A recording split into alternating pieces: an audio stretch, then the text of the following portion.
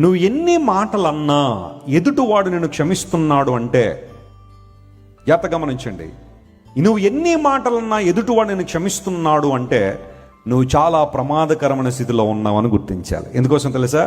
వాళ్ళు క్షమించిన ప్రతిసారి నీకు వాళ్ళకి మధ్య దేవుని పెట్టేస్తున్నారు. వాళ్ళు they are putting God in between you and the person you are accusing. ప్రతీకారం తీర్చుకునేవాడి కన్నా క్షమించేవాడికి ఎక్కువ భయపడాలండి మనం. ఎందుకోసం తెలుసా? ప్రతీకారం తీర్చుకునేవాడు అప్పటికప్పుడు అయిపోతుంది, ఆ డీల్ అయిపోతుంది. ఓ మాట అంటే ఇంకో మాట అనేసారనుకోండి, ఇంకా అక్కడతో చెల్లు అయిపోయింది. నువ్వు ఒక మాట అన్న మౌనంగా ఉంటాడు చూసారా, అలాంటి వాళ్ళతో చాలా జాగ్రత్తగా ఉండాలి నువ్వు. ఎందుకోసం తెలుసా? వాళ్ళ మౌనం దేవుని తీసుకొచ్చేస్తుంది మధ్యలోకి. వారి పక్షంగా ఎవరు నిలబడిపోతాడు. అందును బట్టే ప్రతీకారం తీర్చుకునేవాడికి ఎవడు భయపడక్కర్లేదండి ప్రపంచంలో. క్షమించే గుణం ఉన్నవాడికి భయపడాలట. ఉందా భయం నీకు? భార్య ఏమంటలేదని చెప్పి ఇష్టానుసారం మాట్లాడుతున్నావా? భర్త ఏమంటలేదు కానీ చెప్పి ఇష్టానుసారం మాట్లాడ వారు అనలేక కాదు, వారు దేవుని మధ్యలో పెట్టాలనుకున్నారు కాబట్టి మౌనంగా ఉన్నారు.